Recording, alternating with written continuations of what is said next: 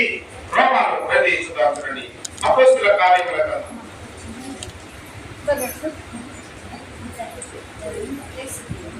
అపోస్తుల కార్యముల గ్రంథం 18వ అధ్యాయం.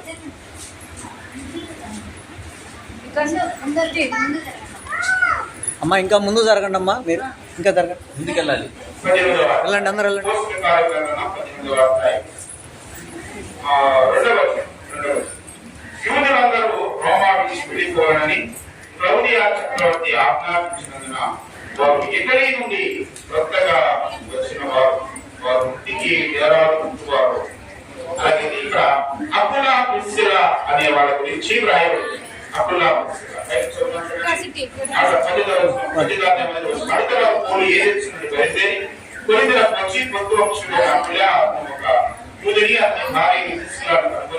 వారి ఎందుకు వెళ్ళింది. యూదులందరూ రోమా నుంచి వెళ్ళిపోవడానికి క్లౌదియా చక్రవర్తి ఆజ్ఞాపించిన వారు ఇటలీ నుండి కొత్తగా వచ్చిన వారు అన్నాడు. అలాగే ఆ క్రీస్తు శకం 49వ సంవత్సరంలో క్రీస్తు 49వ సంవత్సరంలో జరిగిన సంఘటన ఎప్పుడు చెప్పండి.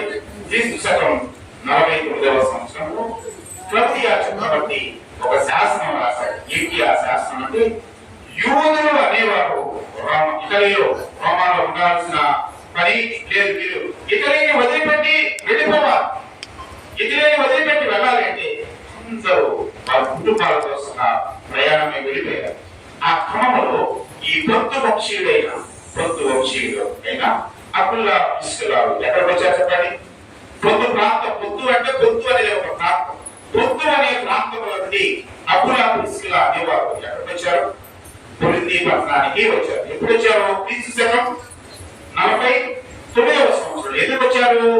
క్లౌదియా అనే చక్రవర్తి యూదులు అనేవాళ్ళు ఇక్కడ రోమాలో ఉండడానికి, ఇటలీలో ఉండడానికి వీలేదు, మీరు వెళ్ళిపోండి, రోమాను విడిచిపెట్టి వెళ్ళిపోండి అన్నప్పుడు పొత్తు వంశీయుడైన అకులా ప్రిస్కిల్లాలు ఎక్కడికి వచ్చారు చెప్పండి. ఇటలీని వదిలిపెట్టేసి కొరింథీ ప్రాంతానికి వాళ్ళు వచ్చారు. అయితే వీళ్ళు ప్రభుని నమ్ముకున్నవారు. వీళ్ళు ప్రభుని ఎలా నమ్ముకున్నారు? ఈ అకులా ప్రిస్కిల్లా వాళ్ళు ప్రభుని ఎలా నమ్ముకొని ఉంటారు అంటే, వారు ఏ ప్రాంతానికి చెందిన వాళ్ళని చెప్పారు? ఇటలీలో పొత్తు అనే ప్రాంతానికి చెందినవారు. రండి అపోస్తుల కార్యముల గ్రంథం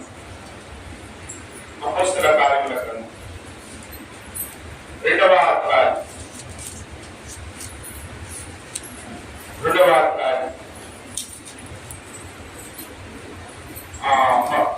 5వ వచనం. ఆ కాలంలో ఆకాశం కింద నుండి ప్రతి జనములో నుండి వచ్చిన భక్తి గల యూదులు యెరూషలేములో కాపురముండెదరు.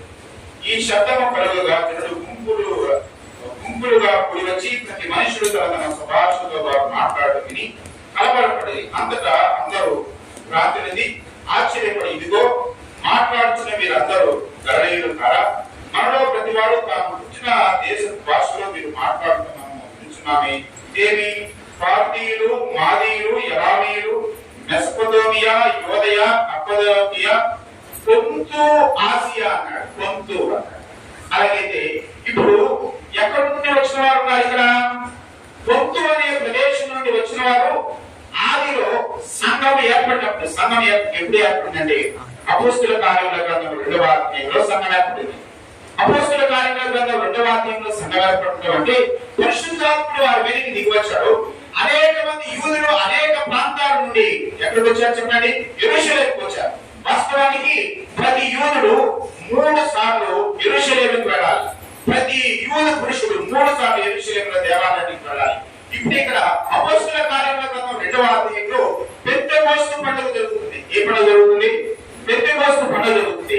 ఈ పెంతెకోస్తు పండుగను ఆచరించడానికి అనేక మంది యూదులు ఎక్కడికి వచ్చారు చెప్పండి?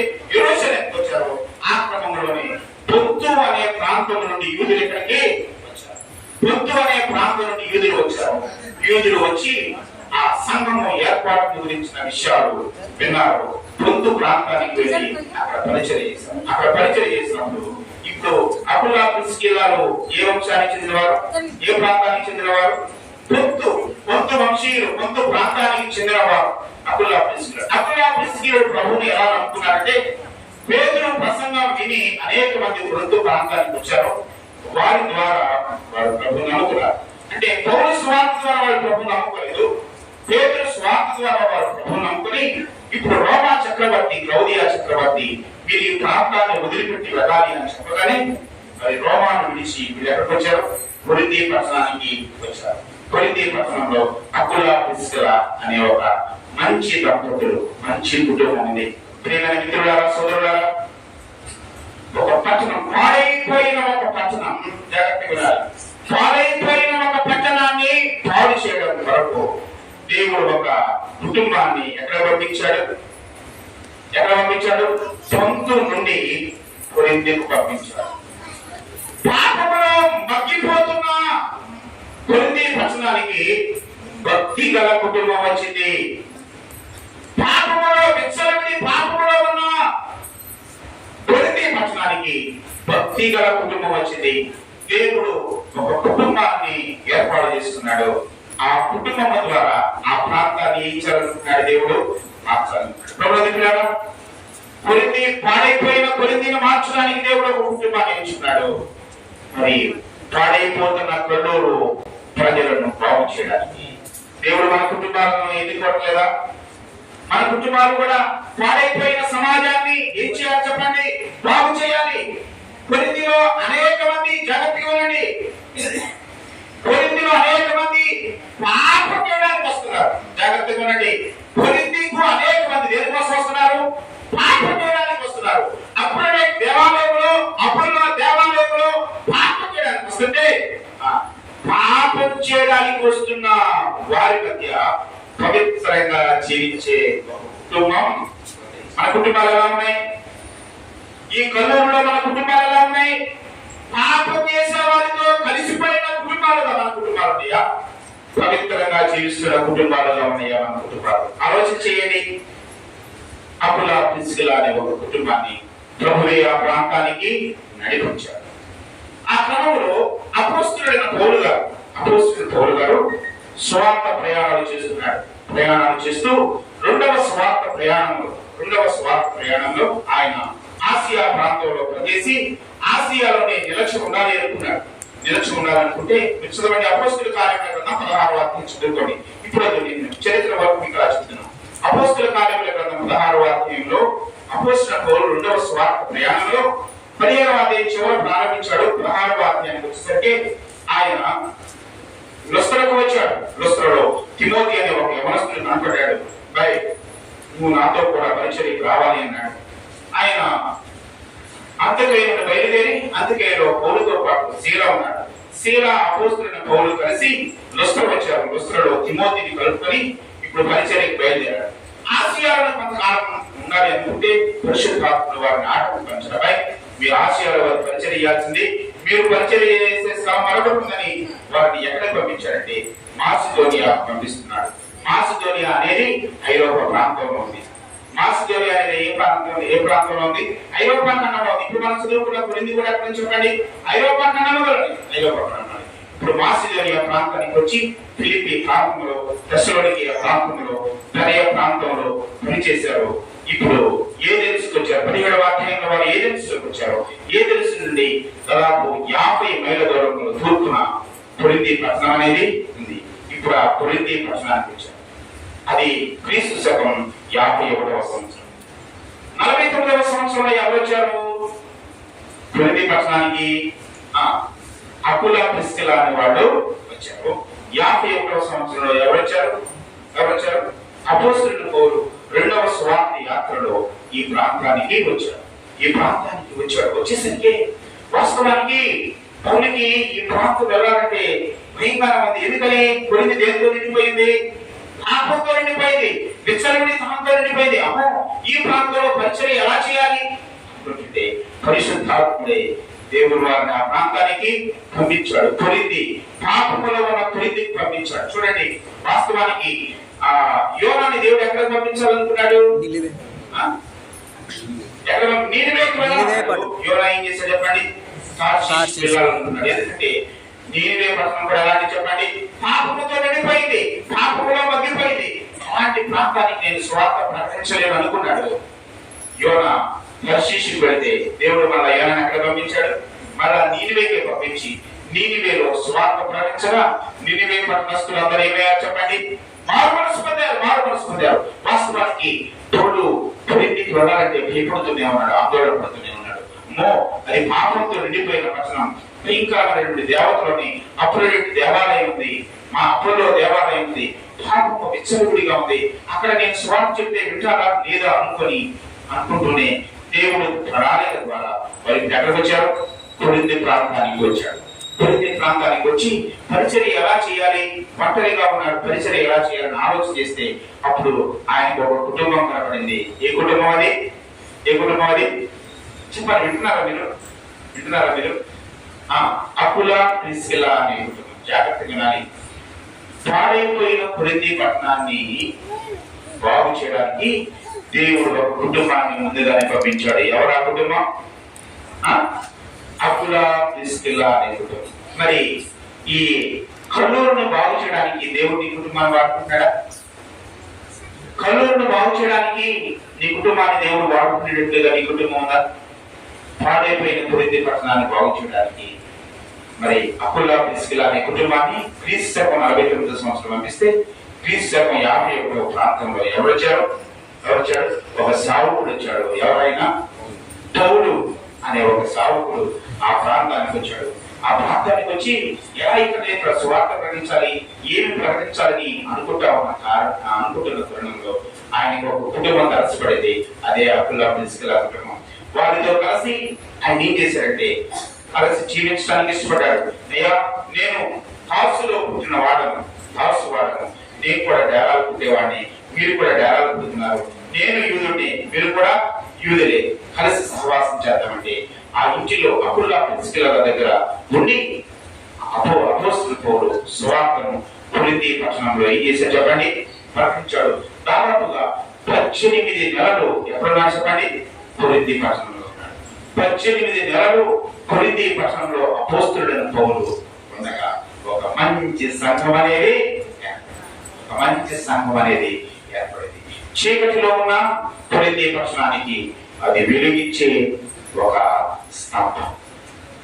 చీకటిలో మగ్గిపోతున్న కొరింథీ పట్టణానికి వెలుగిచ్చే ఒక దీప స్తంభం. ఏమైంది చెప్పండి? ఇప్పుడు చీకటిలో మగ్గిపోతున్నారు కొరింథీ పట్టణస్థులు. పాపముతో విచ్చలవిడి జీవితాన్ని జీవిస్తున్న ఆ ప్రాంతంలో ఒక దీపస్తంభం వెలసింది. సంఘాన్ని ఏమంటారు చెప్పండి? ప్రకటన గ్రంథం 1వ అధ్యాయంలో ఆయన 7 దీపస్తంభముల మధ్య సంచరించేవారు. 7 దీపస్తంభములు దేనికి సాదృశ్యం? 7 సంఘాలకు సాదృశ్యం. అలాగైతే సంఘము అనేది ఒక దీపస్తంభం. అమ్మా, కల్లూరులో ఉన్న ఇది ఏం చెప్పండి? ఈ సంఘం ఒక అందరూ చెప్పాలి, అవనస్తులు మాట్లాడుకోకూడదు, నా మాట్లాడండి. కల్లూరులో ఉన్న ఈ సంఘం ఏం చెప్పండి? ఒక దీపస్తంభం. సంఘం కాదిది, ఒక దీపస్తంభం. దీపస్తంభం ఏం చేయాలి చెప్పండి? వెలుగివ్వాలి. కొరింథీ పట్టణంలో 2 దేవాలయాలు లోకానికి ఏమిచ్చినాయి? చీకటిచ్చేసి.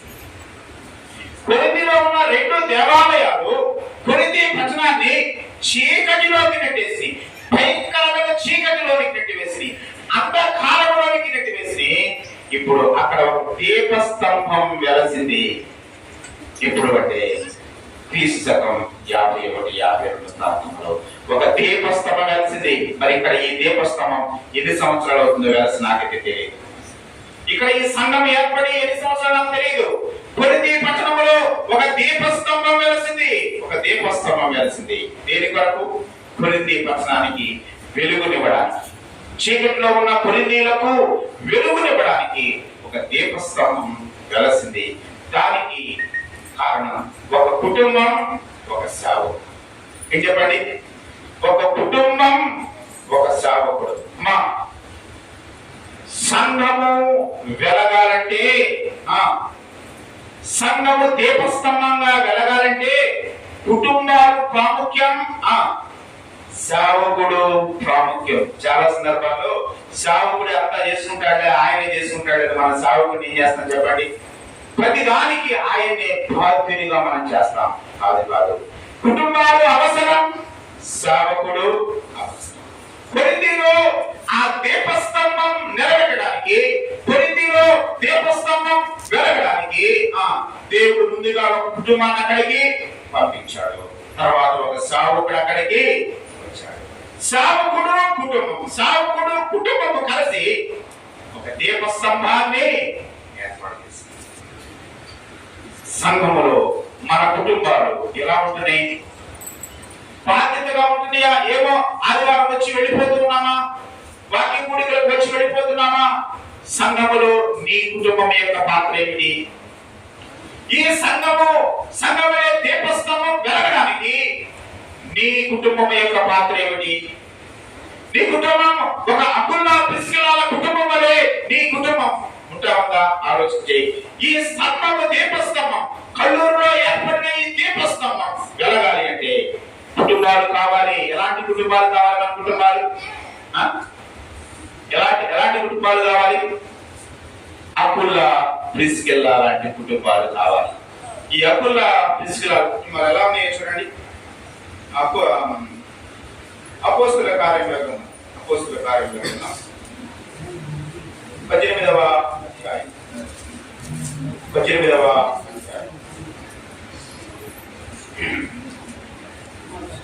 వచనం.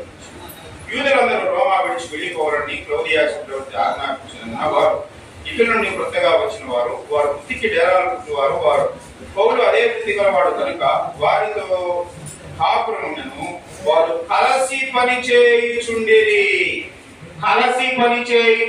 ఎవరు కలిసి పని చేస్తుంది?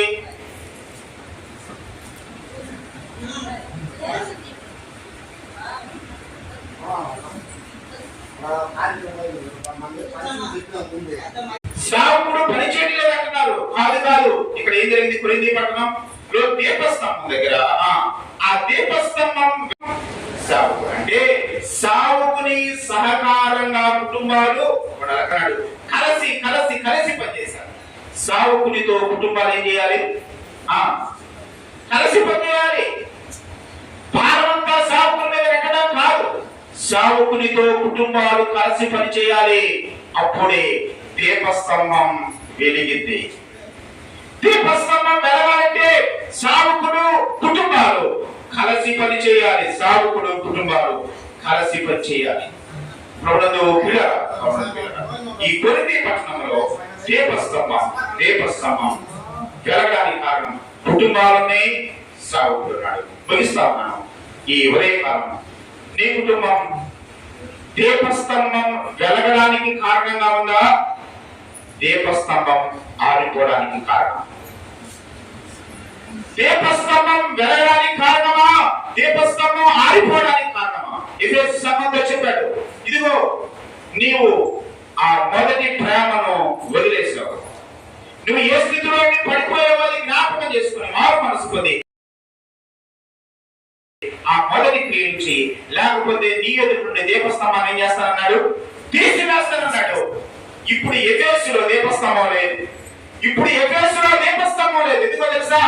ఎందుకో తెలుసా? సంఘములో ఉన్నవారు వారి పద్ధతి మార్చుకోలేదు. దీపస్తంభం లేదు. కొరింథీలో దీపస్తంభం వెలుగుతుందంటే ఒక కుటుంబం, ఒక సేవకుడు. ఈ కథలో ఈ దీపస్తంభం వెలగాలి అంటే, సేవకుడు కుటుంబం కలిసి ఏం చేయండి? పంచమా. ఒక్క మాట చెప్పి నేను ముగిస్తాను. చాలా విషయాలు చెప్పాలనుకున్నా కానీ మనకు సమయం లేదు. ఈ దీపస్తంభం, ఈ సంఘం అంటే ఏంటి చెప్పండి. మీ మనసు అంతా అక్కడ ఉన్నట్టుంది. సంఘం ఒక దీపస్తంభం. కొరింథీ పట్టణం ఏమైపోయింది? 2 దేవాలయాలు కొరింథీ పట్టణాన్ని ఏం చేసి పాడు చేసి, ఒక దేవాలయం అప్రోడైట్, ఇంకో దేవాలయం అప్పుడు. ఈ 2 దేవాలయాలు కొరింథీ పట్టణాన్ని పాడు చేస్తే ఒక దీపస్తంభం కొరింథీ పట్టణాన్ని చేసింది, బాగు చేసింది. 2 దేవాలయాలు కొరింథీ పట్టణాన్ని చీకట్లోకి నెట్టేస్తే చీకట్లో ఉన్న కొరింథీ పట్టణానికి వెలిగించింది ఒక దీపస్తంభం. అదే సంఘం. ఆ సంఘ ఏర్పాటు ఒక కుటుంబం, ఒక సేవకుడు. కాబట్టి మన కుటుంబాలు సేవకుడికి సహకరిస్తూ దీపస్తంభం వెలగడానికి కారణంగా ఉన్నారని ప్రార్థించారు. నీకు